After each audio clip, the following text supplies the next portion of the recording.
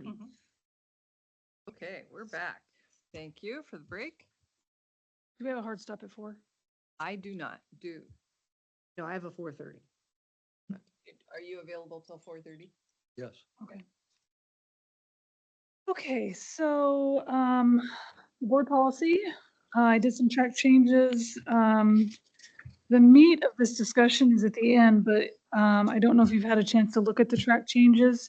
If you could just stop as we're going page to page, and I took a stab, at adding some initial edits just to update it, some of which doesn't have to do with the CAO or essential services, but it just reflects some other wording changes.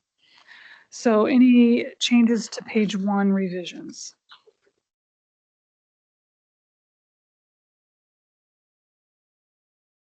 And this will come back before you, the board order.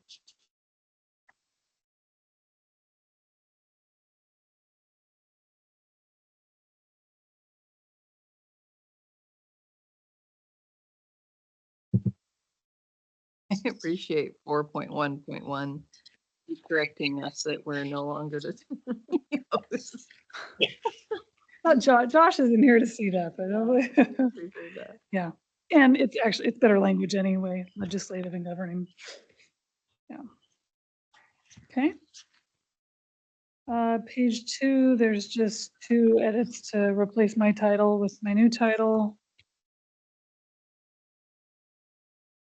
Lowercase changes on page 3 just to reflect consistency with how board was referred to in the rest of the document. And then I will pause on 4. We can revisit this. I don't want to bog the conversation down in this, but if this is a quick thing to talk about and move on from, there's been a lot of conversations over the last year or two about, we changed from having 2 public comment periods on the agenda during COVID. There's currently 1 public comment period on the board's agenda at the beginning of the meeting, and it is only for agenda items. It is up to the chair's discretion to have flexibility with that, and Commissioner Bell has exercised flexibility on that from time to time this year I've seen. I don't know if you want to add back in here, resume or reinstate the second public comment period on the agenda, and or have the ability for the public to come and speak to non-agenda items. So the language revisions reflect individuals being able to come and speak to non-agenda items. If you don't like that, we can remove those track changes and go back to the original language. It's a loaded topic because I think we probably all know why. Yeah. You know, if we had a whole room full of people show up unannounced to talk about the paper to electronic licensing situation, as related to their business and ODFW, et cetera, that was a non-agenda item.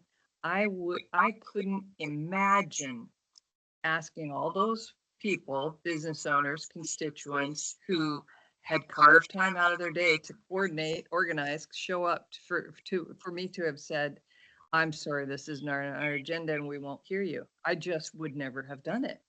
And so for that reason, I think, well, you know, if people really want to come talk to us about something, we should be willing to listen to them. On the other hand, I don't support our meeting being used as a platform for people's stuff that is maybe not pertinent to governance. So I don't know where to find the in between. I don't know where that is. I agree with you, and I think that's why we ended up last time holding the line on non-agenda. I think there's a couple of things.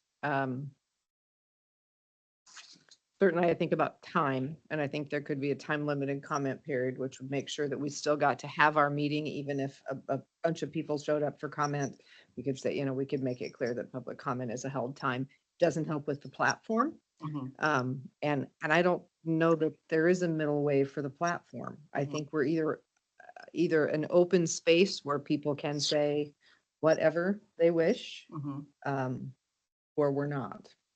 It also hasn't worked. It didn't work because I wasn't consistent with it in terms of, I was consistent with using my discretion, but I Sure. wasn't consistent with not, with just saying, no, you may not speak to this if it's not on the agenda. And also, folks figured out that if they looked at the agenda, they could, talk for 10 seconds about something on the agenda and then move into what they wanted to talk about anyway. Yep. And so, if we were going to hold fast to no non-agenda items, we would be cutting people off and saying, time's up, you're no longer on the agenda. So yeah. I think the nice thing about chair's discretion is that if the group of 10 people comes in that all want to use it for a platform and the chair allows a comment, then, and the next comment, if the chair leaves the chair the ability to say, are you all here for the same topic? We've now heard 2 comments on that.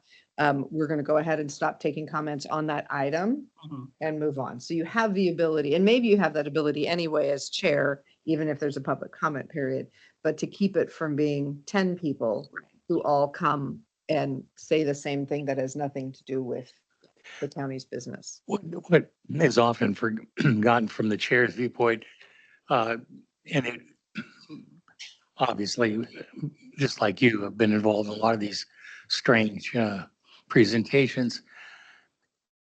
The method that seemed to work best is one, if you had a bunch of people show up, you say, gosh, we have a meeting.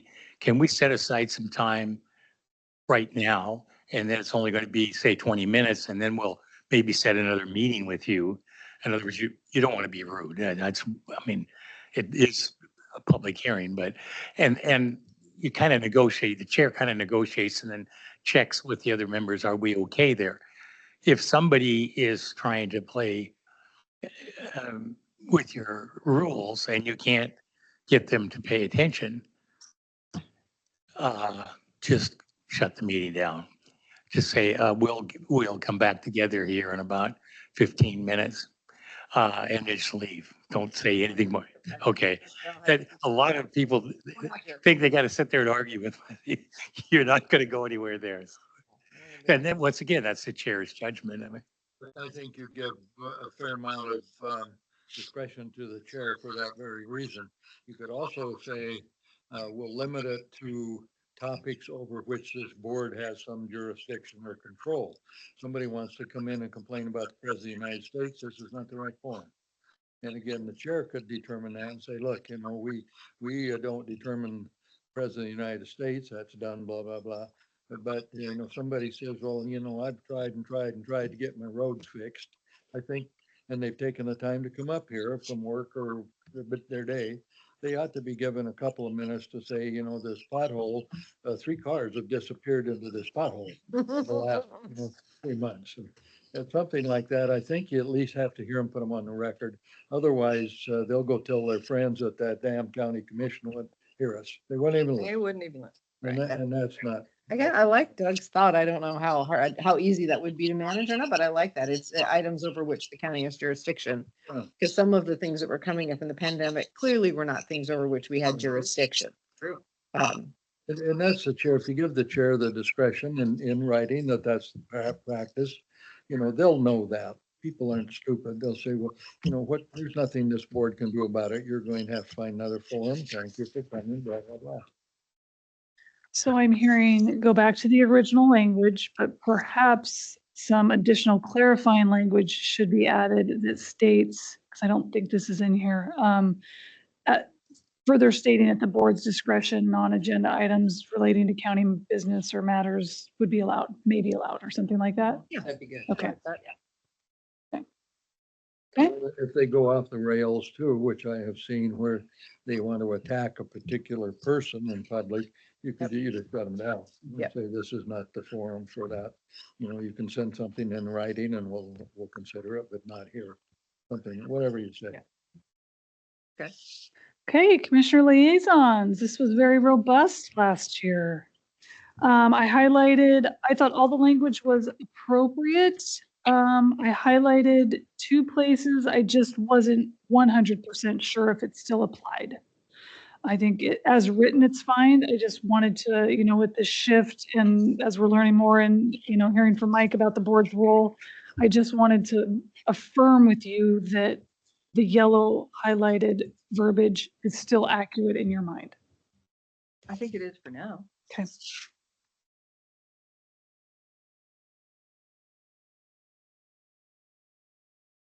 I think you could add, service the board's primary, let's see, not there. I feel like there could be a space where we do all of these things. Maybe not. I'm thinking about how you take that central services piece and acknowledge that while we're providing, for the coaching accountability, et cetera. Yeah. I think it's for which you're assigned, so it automatically kicks the other ones out. And once the CAO section of this is completed, I think they tie together. Okay. I don't think there's a gap. Okay. So, okay, leave as is.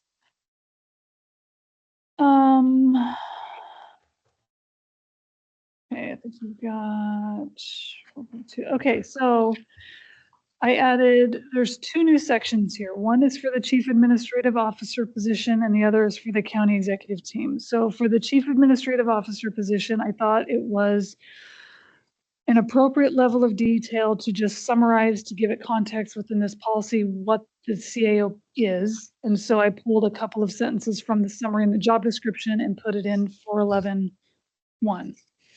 So that's cut and paste from there. And I'll edit that language regarding the annual budget process per what we just talked about. Then through our walking through the decision points in the other document in a second, these 2 sections would be populated. So this is where you say, you can do this. You don't even need to ask us about it. I don't know. My mind was thinking there may be another category. And again, I don't know until we go through this next exercise. There may be another category of authorities that you want me to have, but it's more on an as needed basis, where if a situation comes up, it's something you can assign me without a bunch of extra discussion about process and, okay, who should be making these decisions, or, does it have to come before the board, or is it a board briefing? I think it can cut through all of that to expedite implementing something that may need to be implemented without going through a bunch of discussion. I know that's a mouthful. There may not be anything that goes there, but I was thinking there may be a level of decision making that isn't explicit. So we're going to come back to that. But this is what I'm thinking for a framework within this that are placeholders. Lastly, the executive team. So this was born out of Mike's July memo that he presented to the leadership team when we were going through the strategic planning process. I think it was during the action items workshop. And it started with, we were getting ready to embark on all these great things that we wanted to do out of the strategic plan. But he was calling to our attention, you have these great things, but who's going to work on that? And so that memo set forth a framework that contemplated a project team lead and a task team or subcommittees or something to that effect. That basically has kind of morphed into, we're doing central services now, and the project team lead is kind of me. So in evolving that, this need for a project team or executive team group that can help lead, support, advise on different efforts that we are embarking on in the county, there's still value in having that body. So we're calling it the executive team. And I think of it a lot like the Futures Council. It's kind of a team that's appointed by you in board order and by name, and I'll go over that in a second. So the role of the county executive team is to serve as a support and advisory body to the CAO and with the purpose of accomplishing county goals and objectives in an efficient and effective manner.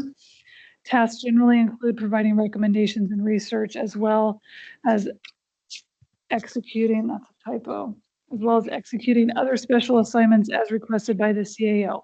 So in thinking about things that they could work on and shepherd as a group, strategic planning, central services department evaluations, process improvements, the annual budget process, job reclassifications.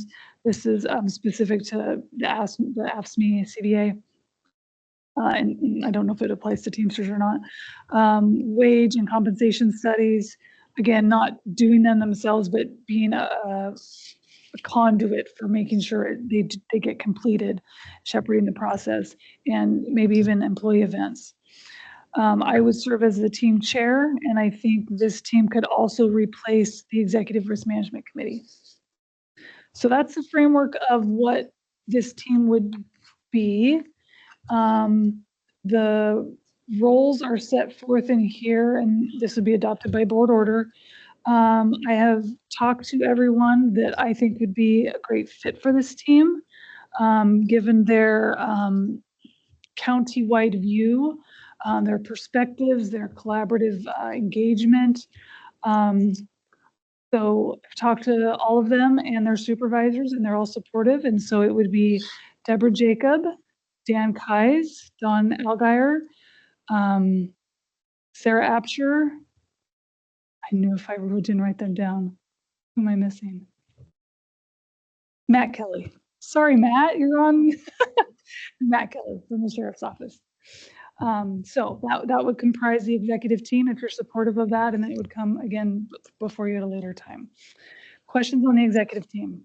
Sounds great. So that's different from the leadership. Completely different from the leadership team. So it's another piece of the bureaucracy. So tell me in one paragraph then, and I read that, I don't disagree. Tell me again, or give me an example of what they might be charged with or tasked, or what kind of situation would call them in to. So that was the list I just went over it's on the last page. This would be like this would be a working group. A through G. Yeah. And these are just initial ideas. It could be other things. These are more projects than. So if would you see this group as if a situation comes in? So let's go back to when the county was hacked. Who came together to deal with that? That was no specific group that existed. It was key leadership team members that were involved, I think, largely in central services. Yeah. So yeah, this would be a working group, and we would meet as needed. I would see this group meeting perhaps monthly in the next couple of months, just because there's a lot of change that we are embarking on. Once things settle down, if that ever happens, I could see them meeting quarterly, or, as needed. So they're more project as you got here. Yeah. Rather than like a SEAL team. They're not responding to go on a special mission and. They absolutely could be. Good. With this group, with this team stood up, if we were hacked, maybe they are a core team that. Okay. Yeah, so it's evolving. These are initial ideas, and I'm interested in what you. People you've got have various specialties. And Yep. You've got collective brain power. Yep. Yeah. Okay. And general fund and special revenue fund. Okay. Okay, so then moving on to the board decisions. So one side has, I asked. One other question, there will be an order for the executive team that sets up who's on it. Yeah. And will people change over time? Is there a way that we decide who is on that other than, is it just CAO decision? I think that's your discretion to tell me how you want to do that. Okay. I don't think that should be my sole decision to say how that executive team, what the purpose is. I think that is a good decision to decide. So a couple things. One, if you want to give me authority to select ultimately who it is, but I think it should come in a board order ultimately, because those are your some of those are your direct reports. And also my authorities, which are set forth in here, how it operates. So those are great questions, and that, if that's not clear, that should be clear in here. Okay, yeah, I think that we want to be clear how selections are made for the executive committee, because I think that's another piece that process-wise could be in question. If somebody felt like, I want to serve on the executive committee, how come nobody asked me? Or, oh gosh, I don't want to, but now I've been tapped. You know, how are we choosing that is going forward going to be important. So that should go in here. I would think that the CAO should recommend. No, I think that's great. I think we should just have it written out, whatever it is. Oh, so I will add in here, because this is the guiding document, which is also, this is a policy which is adopted by board order. So again, it's all your approval. But in here, it should say CAO recommends, BOC approves. Right, and is there a number that we want to set, a maximum, minimum, just kind of thinking through a little bit more, are there certain areas of expertise, or, you know, it just kind of trying to think through it a little bit more as to how we've landed on who we've landed on now. I think we've chosen them, you know, all wisely, but it might be nice to have it a little bit more spelled out. Mike said to me in a recent meeting, oh, let me see if I can remember exactly what you said, or if I have to paraphrase. It was something like, anything over 5 people in a workshop, you're going to add a half an hour. Or you're going to add an hour, half an hour per person. So in my mind, when you came up with that list, I thought, oh, 5, perfect. Six. Next was Rachel, right? Including you. But Yeah. Yeah, but it's a good size for a working group. It's Yeah. not so big that it would be cumbersome, Yeah. and not so small that it would be, overburdensome to one person. Yeah, and I think it's going to ebb and flow, one person on the team, maybe in a season of extra, even more work in their job, and they're not able to participate in something we're working on, and that's fine, and we'll swing the other way, and yeah.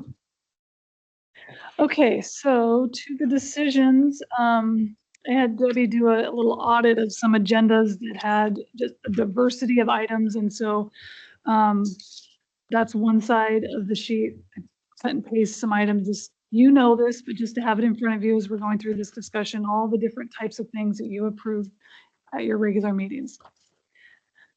So that's just a reference point. On the other side, I took that information and tried to categorize and think of giving them labels of all the different things that you approved.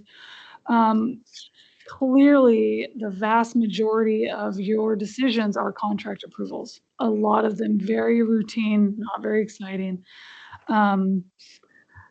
So this conversation is meant to guide how you want to shift, if any, some of these decisions.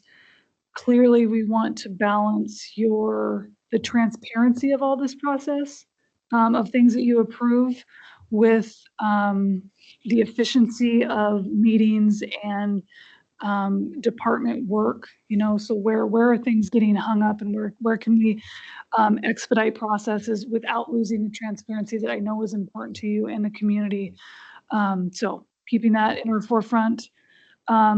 There are some other ideas I will share later on, probably in December, about different ways to maybe adjust our meetings for efficiencies, and whether we're reducing or combining or evening meetings, all of that kind of stuff.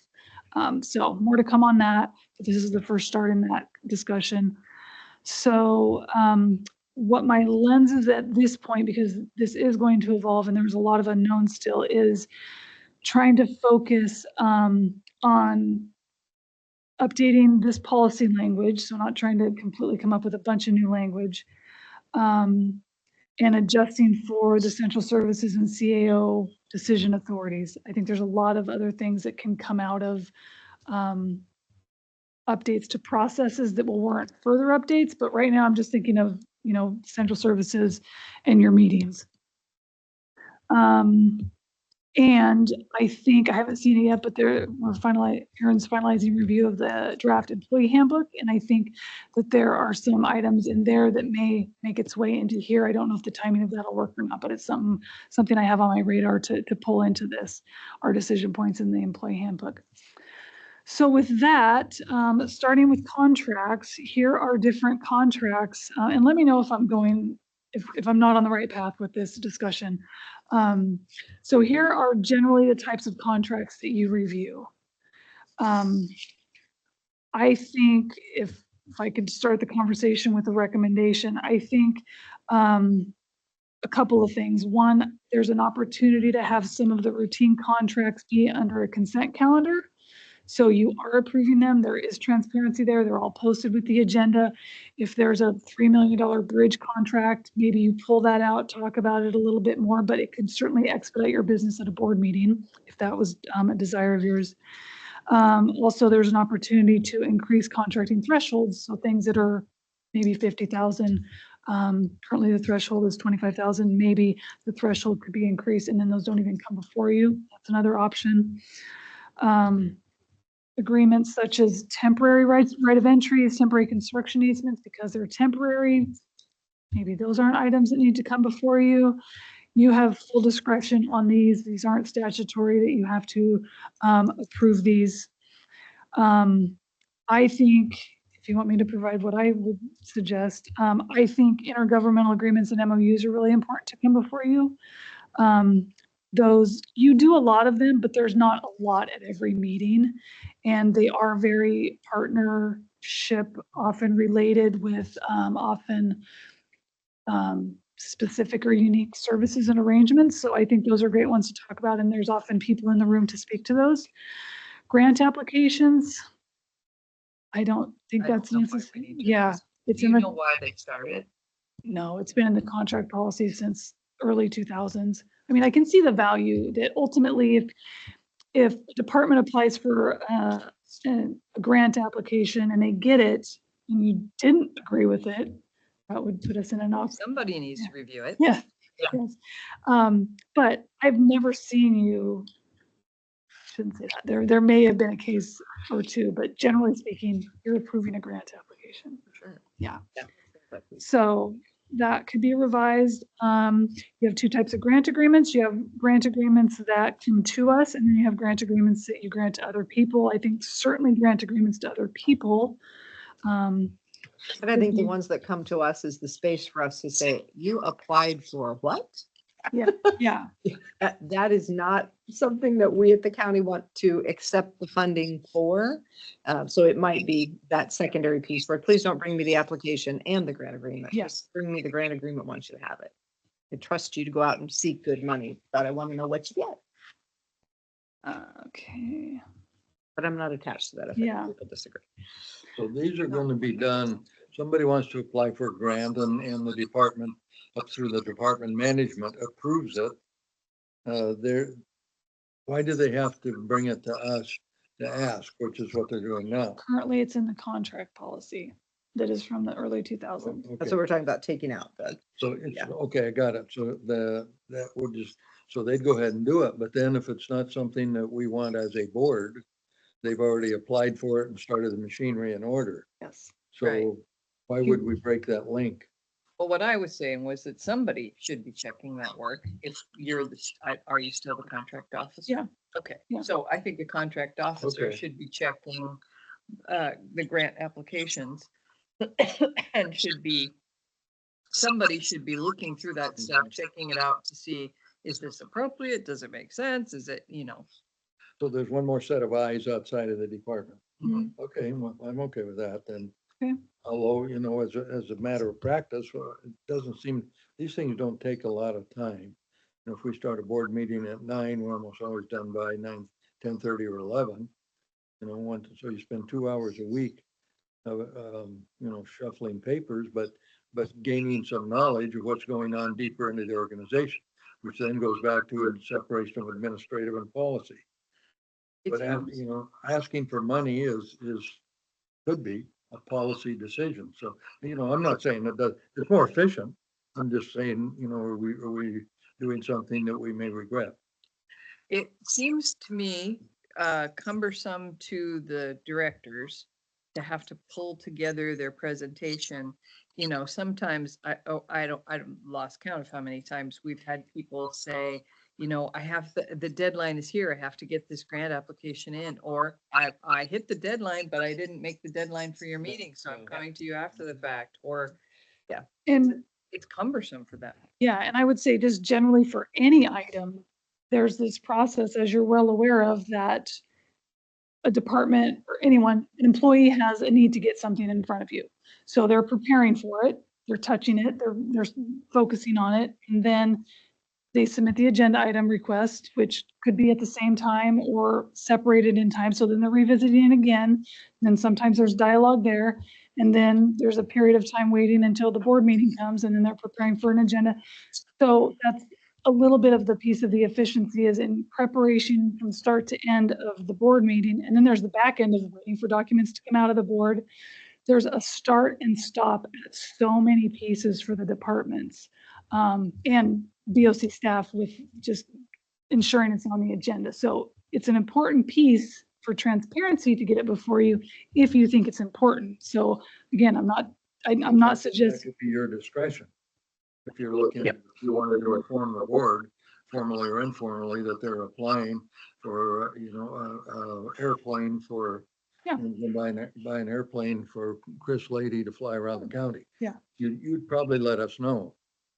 Yes, but I'm just from a general standpoint that applies to all of these. Yeah. There's a start and stop that involves a lot of people and a lot of time. And it's not necessarily how much time it takes up in the board meeting, but it does take up a lot of time. But what if that time was freed up and you were able to do some other things? Like I have ideas to talk to you about at a later date. So not to get too far ahead, but so that's a little bit of the rationale here, but certainly not trying to take any of the discretion away from the board. Well, I think So- you're taking discretion. I think where I see this, and not just here, but other places, there's some organizations bring precious little before the board, and you have to really dig and scrape to find out what's going on. Other ones, including some of the cities, I might add here in Tillamook County, they've got you down, that we're gonna repaint all the waste baskets, and let's have a meeting to discuss the color. That's. And we do a little bit of that sometimes. If I might, You know what I'm saying? There's a line somewhere that goes from ridiculous to overly efficient. Yeah. Somewhere there's. Yep, exactly. and that is, I think, very instructive of where where you're going to develop the relationship with your exec. So the exec's got the responsibility of the chief administrative officer got the responsibility of making sure that whatever's going on in the organization is consistent with policy. And if it's not, then it gets in front of you real quickly. And on your liaison role, you'll probably, I talked to Rachel about applying for this grant and then if you rings a bell, you bring it before the board or go to Rachel and say, geez, are you sure we really want to do this? Let's get it in front of the board. So that's but the mechanics that she's talking about within the organization, the time spent stopping, starting, getting, that's what you want to really look at. And that's the efficiency side. Okay, temporary right of entry and temporary construction easements. Often those come, And it doesn't seem like it's really that important. Well, as you said, they are temporary. and they're temporary. Right? Yeah. Seems like a So- normal course of business. Yeah. Yep. on I most think those things. could go. Leases, I think absolutely should stay with the board. Appetite for increasing the contracting thresholds. Right off the bat, my first impression is no, because I feel like we're in this budgetary crisis Mm. time and we should have more oversight over contract services. And, so I would say no. Okay, good point. Employees, so personnel requisitions, so if a position has been reclassified, That comes before you. There's an example of that on the other side of the sheet here.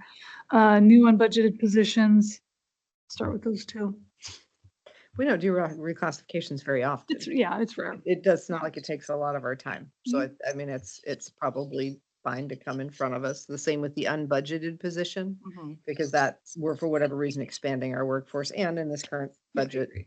environment, that makes sense. Yeah, and the reclasses usually come with different pay tables, et Yep. cetera. And Right. it seems like. Right, appropriate right. for us to- I forgot one on here. A key one, actually. Personnel requisitions just for your liaison, or personnel requisitions that are replacements. No, I don't think so. No, I think that just. Well, burns up let me time. clarify. Those don't come before you in the board meeting, but you're signing them. So I don't think we. who should be signing them? Yeah, so for a budget replacement position, currently the board liaison or the department director, so that sometimes it's me, HR and the treasurer all sign. I think it should just be the department director and HR for budgeted replacement positions, unless we're moving into a time where we're considering freezing them. Yeah, I think that will depend on what if we decide to do a slow roll and everything's gonna be vacant for a window of time or what, so there'll have to be some structure that we build for that if that's what we do. But otherwise, I agree. We don't need to have the liaison seeing every time you're Right. hiring a person. And I do neither does the multiples. treasurer, No, no, because if we've they're already budgeted. budgeted it. Yeah, if they budgeted, it shouldn't be there. Agreed. I mean, I guess someone could get out ahead of their budget in some other way, but I think that's a different process that we want to look at as a closer tracking of where people are in their budgets, but I don't see. It's just a lot of busy work Yeah. to it talk about is, things that slow things Yeah. down. for sure. Okay, I don't feel like we need to Out of approve state. out-of-state travel. I think that the department head should be approving that and tracking their own travel budget. But I would say if it's unbudgeted, like Sarah's. Sarah went over to Denver because of the situation with FEMA and all that. So she came in and asked permission. I can see that because that's a deviation. But if you budget annually, you're going over to Salem, or out of state, let's say you're going to Boise for something that you do every year. I don't know that we need to approve that. I totally agree. And for the library is a good example. They're self-funded and they have a budget for travel, and I don't know why we would need to approve it every single time a librarian goes to an out-of-state conference. and if, I don't know if departments do that, but if there's a department that budgets, we want to go to some conferences or trainings this year, we have a 3%. Does it have to be specific? How are you going to know if it's budgeted? If there's just a line item assigned to travel? Well, Oh, they can make a decision at that level. So if they burn up their travel budget and it's only July 1st, guess what? They get. You mean if they have the money for it? right? Yes. yes. Okay, I was thinking specifically budgeting for a specific, No. okay, But yep, I think that should be up to the discretion of the department head because Okay. they know the value of it. And if they went overboard and they have no money to go somewhere in September, they can come in here and beg, or they can. yeah, and it's no different than any other expense they have if they Yeah. go over in personal services or Yeah. contracted, that doesn't come before you. Agree. And there's the gap that is there is that we don't have a consistent way of looking at department budgets. That's the gap that's there that has to be filled to go with this work. Because we don't know, right? And so if we don't, but if we had a director that was a bit of a free spender, we could find ourselves in a hole somewhere, but we're going to find ourselves in that hole, whether they bring it in front of us or not, because the question that we're asking when they bring it in front of us is not, is your budget still there? We're not looking at that. That isn't the reason that it's in front of us. So, we're not holding safe from that anyway. And I apologize, my meeting is not here at 4:30, so I'm Oh, gonna have to, okay. I've got like 2 more minutes and then. Okay, I think we're getting close. Department head travel paperwork. So you have liaisons for your liaisons who need a travel reimbursement. Are you signing those? I don't That's getting think we into are, the- again, unless they're not budgeted. Right? I mean, if they have money in their travel budget, why do we have to sign it? Well, somebody has to sign. Mhm. So Well, I mean, this is again, trying to get you out of operations. Yes. If you're not in operations, you should not be signing travel reimbursements. Right. But you have direct reports, your department heads, and so somebody has to sign those. And I'm not saying I'm just saying, we're trying to get you out of operations. I agree that So- somebody has to sign those. Maybe it's the treasurer, maybe, I'm not. Who do you think, Rachel, when you think about how that process moves on the back end? Where is the easiest place to have that double check that isn't us? I think you only really have two options. I think it's me or the treasurer. Because there's no other directors that. And I don't know if either of those are great options. I don't see any other options if you guys aren't.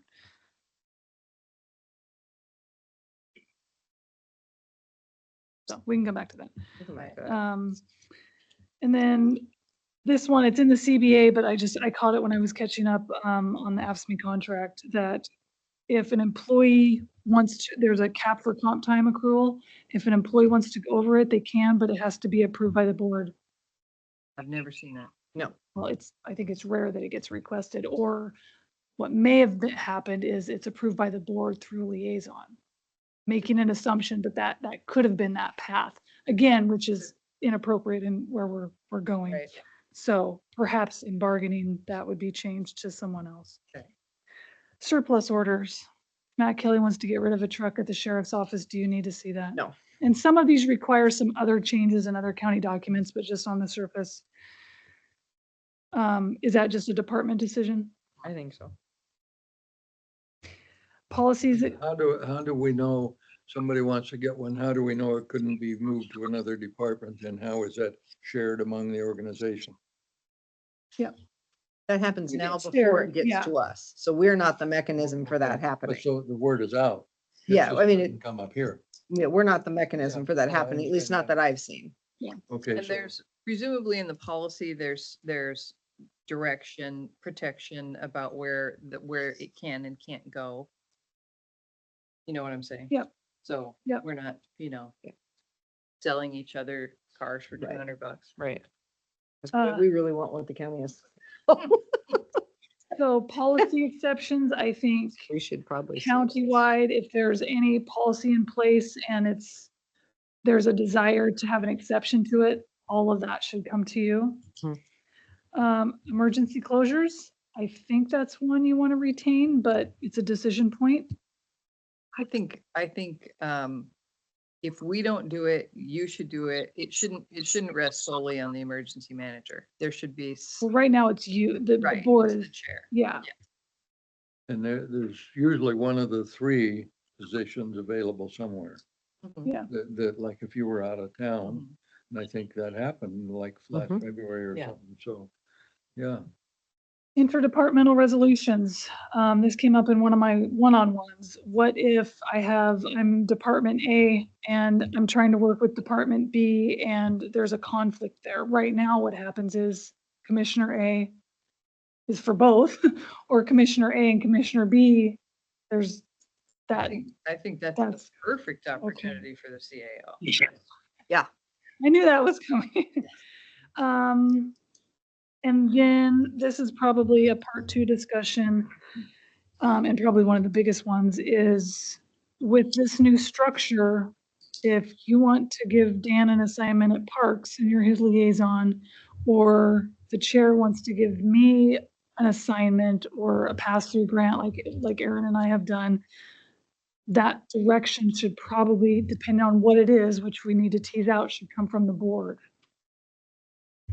So I think there's larger things that you would work on with Dan that you already would bring to the board or Dan would bring to the board, but then there's day-to-day things that you're, advising or directing him on that are appropriate too. But are there assignments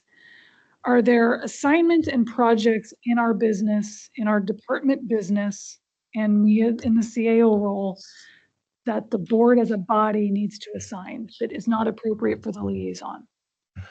I don't have an actual answer on that, but that is the heart of some of this. Can I make a recommendation on that?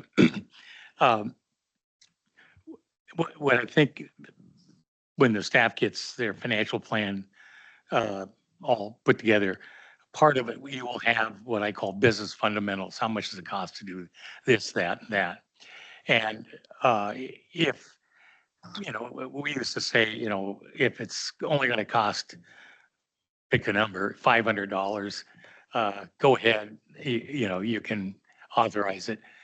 But if it's above that, it's got to go to the board. And the reason for that is you're reallocating resources and both time, money, and energy. And the board needs to be aware of how those resources are going to be allocated. Um, I, the more the board is making individual decisions without making it cumbersome, the more likely you are to get caught in the crack you've already been caught in, where you're not sitting there as a judge. You're sitting there as a doer. Okay. I am sorry, I have to All go. right, thank you. Do we want to continue or? I think just maybe some initial thoughts on that. This was the last, so just some initial thoughts on that and Initial thoughts on that are yes, but I think it needs a deeper dive. I think it needs more unpacking. I hate Yeah, that I word. know. I don't think I've ever used it until just now. I'm not sure what I.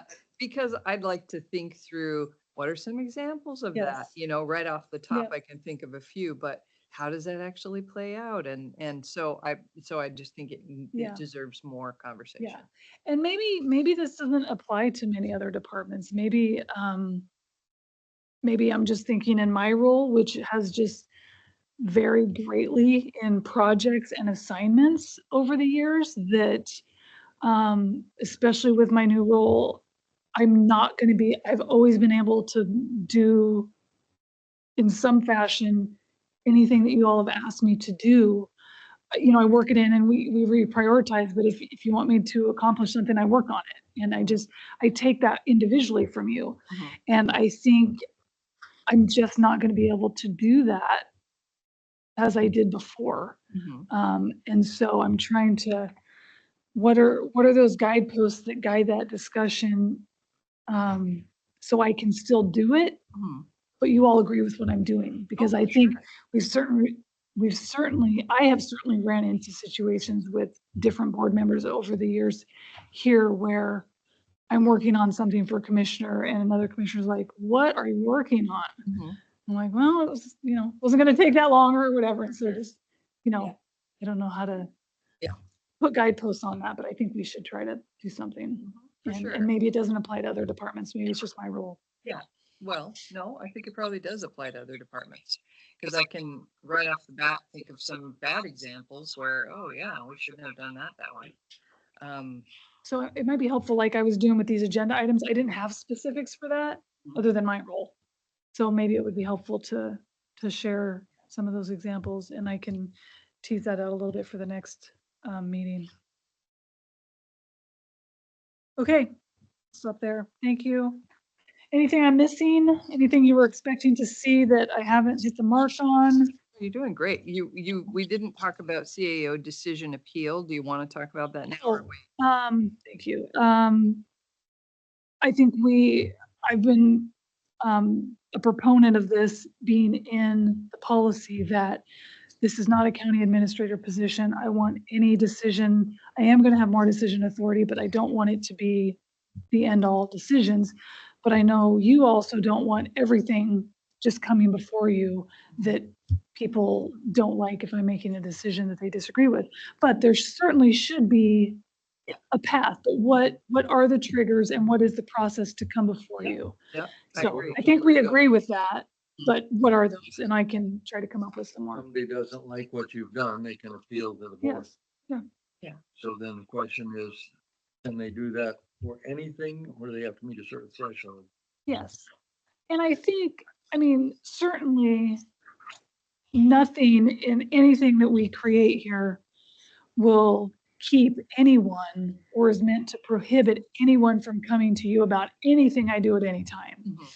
This is more of a formal process to actually try to resolve or pivot a decision is more what I'm thinking.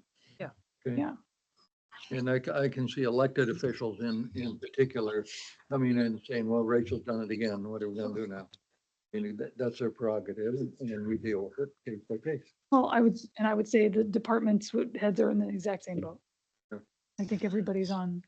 Majority board of the board decides that. So any thoughts you have, share with me whenever on that, but I'll try to. My only thought on that is that somebody else has probably already done it. So let's find out what, you know, it might be in their administrator policy, but somewhere other people have Okay, worked yep. that out.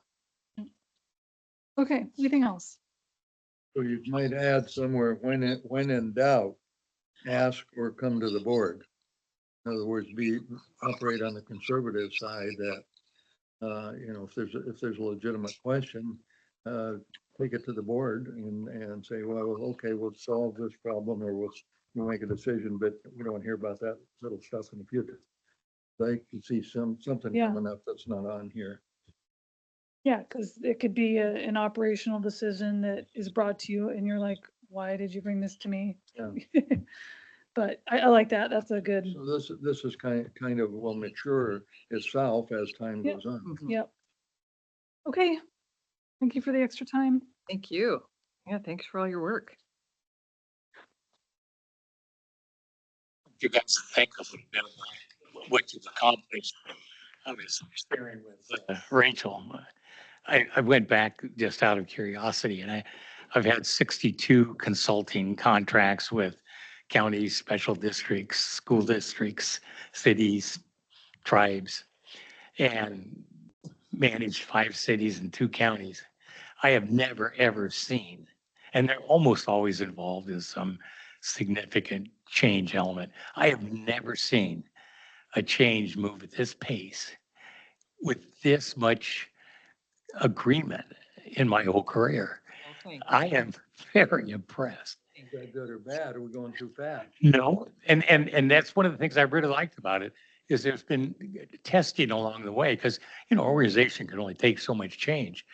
But I don't think, you know, there was a little bit there, but you guys, you know, settled back a little bit. No, it's just really impressive. I mean, you've done strategic plan, stand up the central service system, started your financial plan, you know, started working on, you know, a whole bunch of other operational issues. I own some companies, and private enterprise can't keep this pace. Very good. Thank you. Yeah, it does feel fast, but it feels good. Like, you know, we're doing the right things for the right reasons, and we have the right person and we have the right consultants. And I think that's you know, it's a magic mix really, because if we didn't have the right person ready to move right into this, and not only that, but lead us into it, lead us through it, and the right person advising us, then, you know, we would be moving a lot more slowly. But the Keynote board has a clear idea that they want to achieve something, Right. and you're in agreement about it. Yes. When it cuts through, you can't see True. it cuts through. Yeah. Well, thank you. Yeah. Thinking how long it took us to get through this first policy. And just there were so many different opinions of how to get there. And I think if we didn't have that policy today and we were going to create it, I think just based on how the board's grown, I think it would have just been a much quicker conversation. Yeah. Yeah. And I'll tell you offline why some of that happened. Though. Okay. There was a reason. It's called self-defense. Okay. Are we done? Thank you. All right. Thank you. We are adjourned. Thanks everybody who's been hanging in with us, multitasking. We are adjourned at 4:37. Madam Chair.